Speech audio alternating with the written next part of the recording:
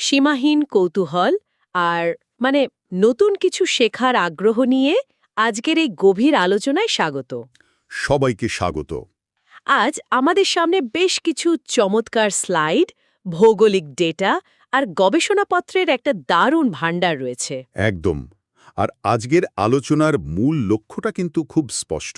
হ্যাঁ, আজকে আমরা মূলত তৃণভূমি মানে যাকে গ্লোবাল গ্রাসল্যান্ডস বলা হয় সেটা নিয়ে একটা নিখুঁত পয়েন্ট টু পয়েন্ট আলোচনা করব।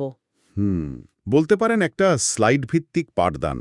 যারা কোনো প্রতিযোগিতামূলক পরীক্ষার প্রস্তুতি নিচ্ছেন বা অল্প সময়ে অনেক কিছু শিখতে চান, তাদের জন্য এই ডেটাগুলো ভীষণ কাজে লাগবে।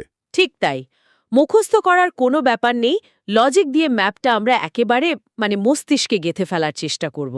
সেটাই আমাদের লক্ষ্য। তো ঠিক আছে, চলুন বিষয়টা একটু ভেঙে আলোচনা করা যাক। আমরা আজ মূলত তৃণভূমির প্রকারভেদ, জলবায়ু, অবস্থান আর গুরুত্ব নিয়ে কথা বলবো। দারুণ একটা রূপরেখা। প্রথমে আসা যাক একদম গোড়ার কথায়, এই তৃণভূমি বিষয়টা আসলে কি? হ্যাঁ, সংজ্ঞাটা ক্লিয়ার হওয়া দরকার। আমাদের স্লাইডের তথ্য অনুযায়ী এটা হলো একটা জাস্ট রাইট জোন, একদম মানানসই একটা জায়গা। জাস্ট রাইট শব্দটা খুব মানানসই এখানে। তাই না? আমরা জানি যেখানে অতিরিক্ত দৃষ্টি হয় সেখানে বড় বড় অরণ্য বা বনভূমি তৈরি হয়, টু ওয়েট। হুম আবার যেখানে একদমই বৃষ্টি হয় না, টু ড্রাই, সেখানে তৈরি হয় মরুভূমি। ঠিক। তৃণভূমি হলো ঠিক এই দুটোর মাঝামাঝি একটা রূপান্তরকালীন অঞ্চল। আর এখানে যে বিষয়টা সবচেয়ে চমকপ্রদ তা হলো এখানকার বৃষ্টিপাতের সুনির্দিষ্ট পরিমাণ। আচ্ছা, আমাদের স্লাইডে খুব পরিষ্কারভাবে দেওয়া আছে যে এই অঞ্চলগুলোতে বছরে মাত্র ২৫ থেকে ৭৫ সেন্টিমিটার বৃষ্টিপাত হয়। মাত্র ২৫ থেকে ৭৫? হ্যাঁ, আর এই নির্দিষ্ট পরিমাপটাই এত গুরুত্বপূর্ণ কারণ ৭৫ সেন্টিমিটারের বেশি বৃষ্টি হলেই সেখানে গাছের শেকড় অনেক গভীরে চলে যায়। ও, তখন সেটা বনভূমিতে পরিণত হতে শুরু করে? একদম। আবার ২৫ সেন্টিমিটারের কম বৃষ্টি হলে ঘাসের শেকড়ও আর টিকতে পারে না। তখন সেটা মরুভূমি হয়ে যায়। ঠিক ধরেছেন। তাই এই ২৫ থেকে ৭৫-এর ওই জাস্ট রাইট জোনে ঘাসেরা সবচেয়ে বেশি আধিপত্য বিস্তার করতে পারে।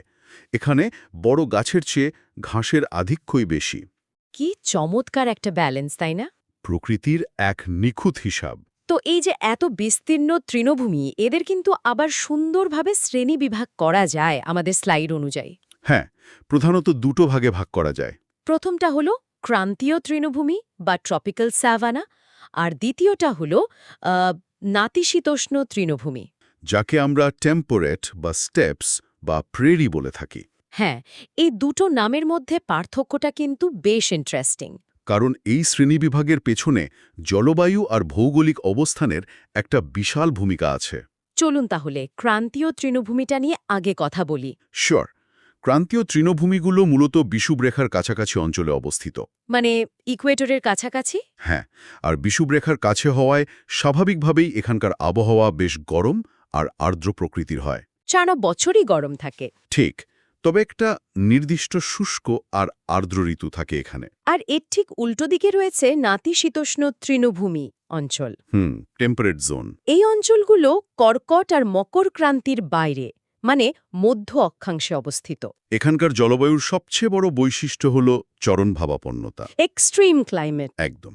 গ্রীষ্মকালে যেমন ভীষণ রোদ আর গরম, শীতকালে আবার হাড় কাঁপানো ঠান্ডা আর বরফ। এই দুই ধরনের জলবায়ুর জন্যই তো এখানকার ঘাস আর প্রাণীজগৎ একেবারে আলাদা হয়ে যায়। শতভাগ সত্যি কথা। এখানেই বিষয়টা সবচেয়ে বেশি কৌতূহলোদ্দীপক হয়ে ওঠে। কিভাবে?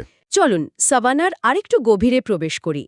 স্লাইডে সাভানার উদ্ভিদ আর প্রাণীর যে বর্ণনা আছে। ও হ্যাঁ, হাতির ঘাস। ঠিক, সাভানাতে যে ঘাস জন্মায় তাকে এলিফ্যান্ট গ্রাস বলা হয়। নামটা শুনলেই বোঝা যায় যে এগুলো আমাদের বাড়ির সামনে লনের ঘাসের মতো নয়। মোটেও না। এই ঘাসগুলো প্রায় ৩ মিটার পর্যন্ত উঁচু হতে পারে। ৩ মিটার? মানে প্রায় ১০ ফুটের কাছাকাছি। ভাবুন একবার, এত উঁচু আর শক্ত ঘাস যার ভেতরে একটা আস্ত হাতি লুকিয়ে থাকতে পারে। আর এর মাঝে মাঝে বিক্ষিপ্তভাবে কিছু গাছ দাঁড়িয়ে থাকে। একাশিয়া গাছ, তাই তো?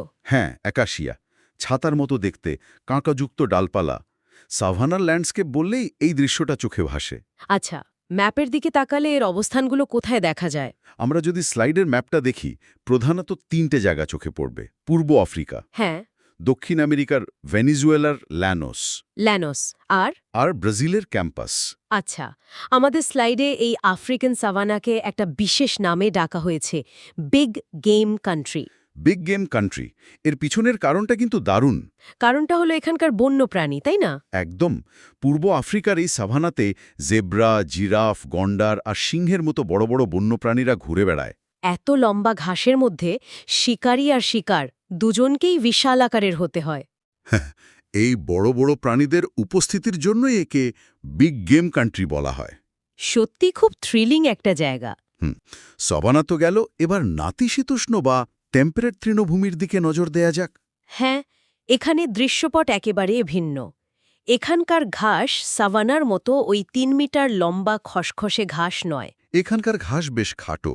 খাটো, নরম এবং ভীষণ পুষ্টিকর। যদি আমরা এই বিষয়টিকে বৃহত্তর প্রেক্ষাপটের সাথে যুক্ত করি, মানে মানব সভ্যতা আর অর্থনীতির সাথে, হ্যাঁ, বলুন। তাহলে দেখব এখানকার এই চরম ভাবাপন্ন জলবায়ু আর পুষ্টিকর ঘাস কৃষিকাজের জন্য কতটা উপযুক্ত। শীতকালে ওই যে হাড় কাঁপানো ঠান্ডা আর বরফ পড়ে, হ্যাঁ, তখন ঘাসের ওপরের অংশ মরে গেলেও শেকড় বেঁচে থাকে। আর গ্রীষ্মকালে যখন বরফ গলে, তখন সেই পুষ্টি নিয়ে নতুন ঘাস জন্মায়। এই জলবায়ু গম আর ভুট্টা চাষের জন্য পৃথিবীর সবচেয়ে সেরা জায়গা।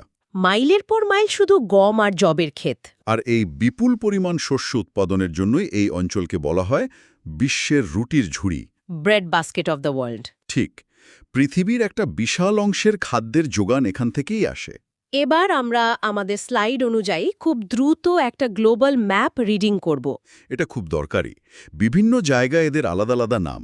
হ্যাঁ, একদম মুখস্থ করার মতো করে মিলিয়ে নেব আমরা। উত্তর আমেরিকায় এই তৃণভূমিকে কি বলে? উত্তর আমেরিকায় বলা হয় প্রেরি। প্রেরি। আর দক্ষিণ আমেরিকায়, বিশেষ করে আর্জেন্টিনায়, সেখানের নাম পম্পাস। পাম্পাস। আচ্ছা, এবার আটলান্টিক পার হয়ে দক্ষিণ আফ্রিকায় গেলে দক্ষিণ আফ্রিকায় একে বলা হয় ভেল্ড। ভেল্ড। তারপর ইউরেশিয়া, মানে ইউরোপ আর এশিয়ার ওই বিস্তীর্ণ অঞ্চলে, ওটার নাম স্টেপস। স্টেপস। আর একেবারে নিচে অস্ট্রেলিয়ায়, অস্ট্রেলিয়ায় এর নাম হল ডাউনস। বাহ! প্রেইরি, পম্পাস, ভেল্ড, স্টেপস আর ডাউনস। এর পাশাপাশি স্লাইডে আরও দুটো খুব গুরুত্বপূর্ণ নাম যোগ করা আছে। কোন দুটো? একটা হল ইউরোপের হাঙ্গেরির পুস্টাজ, পুস্টাজ, আচ্ছা। আর অপরটি হল নিউজিল্যান্ডের ক্যান্টারবেরি। ক্যান্টারবারি। এগুলো কিন্তু পরীক্ষায় খুব আসে। হ্যাঁ, যেমন একটা খুব কমন প্রশ্ন হল, আর্জেন্টিনা কোন তৃণভূমির জন্য বিখ্যাত? উত্তর হলো পম্পাস। স্লাইডে এটা বিশেষভাবে উল্লেখ করা আছে। একদম। এই নামগুলো ভূগোলের মানচিত্রে অত্যন্ত পরিচিত ল্যান্ডমার্ক। এবার মাটি আর অর্থনীতির সম্পর্কটা একটু দেখা যাক। এখানকার মাটির একটা বিশেষ নাম আছে স্লাইডে, চার্নোজেম মাটি। চার্নোজেম। এটা মূলত একটা কালো রঙের মাটি, তাই তো? হ্যাঁ, কুচকুচে কালো আর বিশ্বের অন্যতম উর্বর মাটি। এই মাটি এত উর্বর হওয়ার কারণটা কি? কারণ ওই খাটো ঘাসগুলো যখন মরে যায়, সেগুলো পচে প্রচুর পরিমাণে হিউমাস বা জৈব সার তৈরি করে। আর যেহেতু বৃষ্টিপাত কম, তাই পুষ্টি উপাদানগুলো ধুয়ে নিচে চলে যায় না। ঠিক বলেছেন, ওপরের স্তরেই জমা হয়ে থাকে। আর এই উর্বর মাটির কারণেই এখানে এত শক্তিশালী অর্থনীতি গড়ে উঠেছে। হ্যাঁ, এর সাথে বাণিজ্যের একটা বিশাল সম্পর্ক আছে। ওই যে উইড বেল্ট বা গমের বলয়। শুধু হুইট বেল্ট নয়, এখানকার পুষ্টিকর ঘাস গবাদি পশুদের জন্য আদর্শ। তাই এখানে বিশাল পরিসরে বাণিজ্যিক পশুপালন বা র্যাঞ্চিং করা হয়। র্যাঞ্চিং? হ্যাঁ, আর তার থেকেই গড়ে উঠেছে বিশাল বিশাল ডেইরি বা দুগ্ধ শিল্প। মানে এক কথায় চার্নোজেম মাটি, হুইট বেল্ট আর ডেইরি মিলে এই অঞ্চলের ইকোনমিকে একদম স্ট্রং করে রেখেছে। শতভাগ। এবার আমরা এই বিস্তীর্ণ তৃণভূমিতে বসবাসকারী মানুষদের কথায় আসব। উপজাতিদের জীবনযাত্রা। হ্যাঁ, স্লাইডে ৩টি প্রাচীন উপজাতির কথা বলা হয়েছে। পূর্ব আফ্রিকার সাভানা অঞ্চলে কারা থাকে? সেখানে থাকে গবাদি পশুপালক মাসাই উপজাতি। মাসাই? হ্যাঁ, এরা তো দুর্ধর্ষ যোদ্ধা, তাই না? হ্যাঁ, একদম।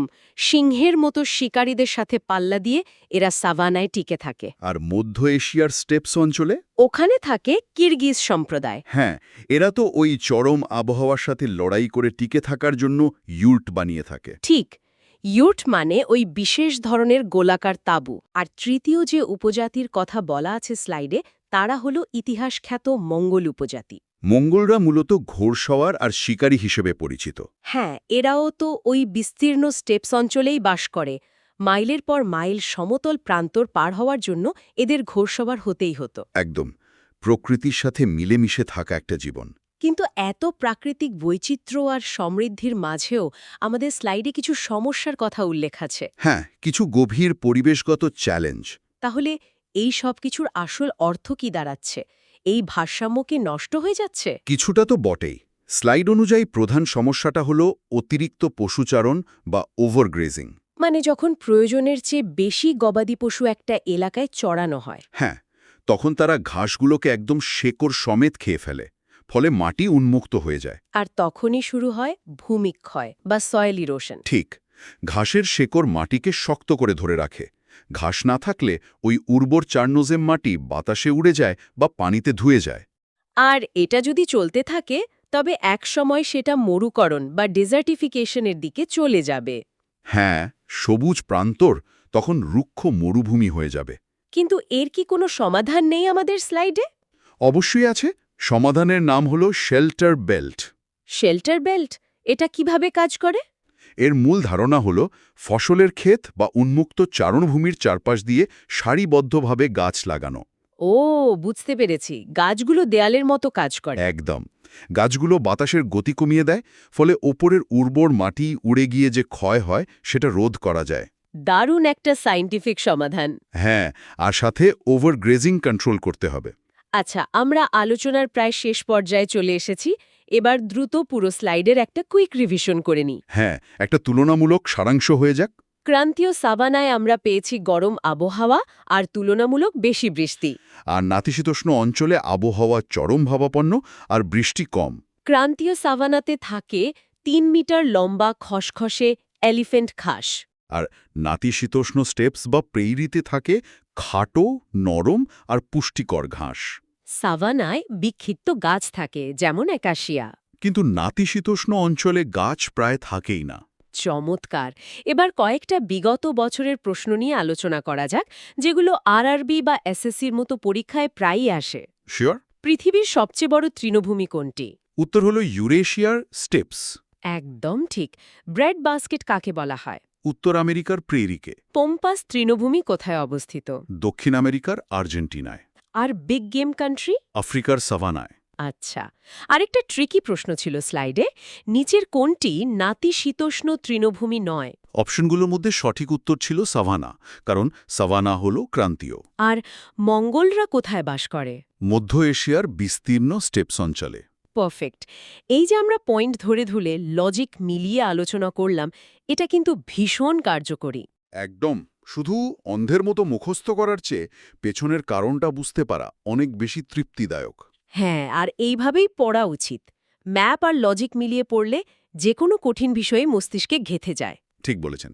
ভিজুয়ালগুলো মনে রাখলে, যেমন কম্বাইন হারভেস্টার মানি প্রেরি বা ৩ মিটারের ঘাস মানি সাভানা, তখন পুরোটা চোখের সামনে ভাসে। এই স্লাইডগুলো সঠিক ব্যবহার যে কোনো পরীক্ষার প্রস্তুতিতে বা সাধারণ জ্ঞান বৃদ্ধিতে আত্মবিশ্বাস বহুগুণ বাড়িয়ে দেয়। তবে আজকের এই আলোচনা শেষে এটি একটি অত্যন্ত গুরুত্বপূর্ণ প্রশ্ন সামনে নিয়ে আসে। কোন প্রশ্নটা? আজ আমরা দেখলাম যে তৃণভূমির অস্তিত্ব সম্পূর্ণভাবে একটা নির্দিষ্ট পরিমাণ বৃষ্টিপাত, ওই যে ২৫ থেকে ৭৫ সেন্টিমিটার, এবং তাপমাত্রার উপর নির্ভরশীল। হ্যাঁ, জাস্ট রাইট জোন। কিন্তু বিশ্বব্যাপী জলবায়ু পরিবর্তনের ফলে যদি এই বৃষ্টিপাত আর তাপমাত্রার ভারসাম্য চিরতরে নষ্ট হয়ে যায়, তবে কি ঘটবে? উফ, এটা তো সত্যি একটা বিরাট ভাবনার বিষয়। ভেবে দেখুন, এই বিশাল বিশ্বের রুটির ঝুড়ি যা এত মানুষের খাদ্যের যোগান দিচ্ছে, তার কি হবে? বা ওই বিগ গেম কান্ট্রিগুলোর ভবিষ্যৎ কি হবে? এই পরিবর্তিত চরম পরিস্থিতিতে মাসাই, কিরগিজ বা মঙ্গলদের মতো অন্যান্য উপজাতিগুলোই বা কিভাবে টিকে থাকবে? সত্যি তো, প্রকৃতির এই সূক্ষ্ম ভারসাম্য যদি একবার নষ্ট হয়, তবে পুরো গ্লোবাল ইকোসিস্টেম আর ফুড সাপ্লাই চেইন ভেঙে পড়বে। হ্যাঁ, এই বিষয়টা নিয়ে একটু গভীরভাবে চিন্তা করা বা নিজেরা আরেকটু পড়াশোনা করাটা সবার জন্যই খুব জরুরি। একদম ঠিক। আজকের এই স্লাইডগুলো আমাদের শুধু কিছু ঘাসের নাম বা জায়গার নাম শেখায়নি, বরং প্রকৃতির এক অপূর্ব ব্যালেন্সের সাথে আমাদের পরিচয় করিয়েছে। এই চিন্তার খোরাক নিয়েই আজ আমাদের সেশন এখানেই শেষ করছি। যারা শুনছেন, ম্যাপ খুলে এই লজিকগুলো মিলিয়ে নেবেন, দেখবেন পুরো বিশ্বটা আপনার হাতের মুঠোয় চলে এসেছে। সবাইকে ধন্যবাদ। ভালো থাকবেন সবাই। নতুন কোনো স্লাইড আর নতুন কোনো গভীর আলোচনা নিয়ে আবার কথা হবে।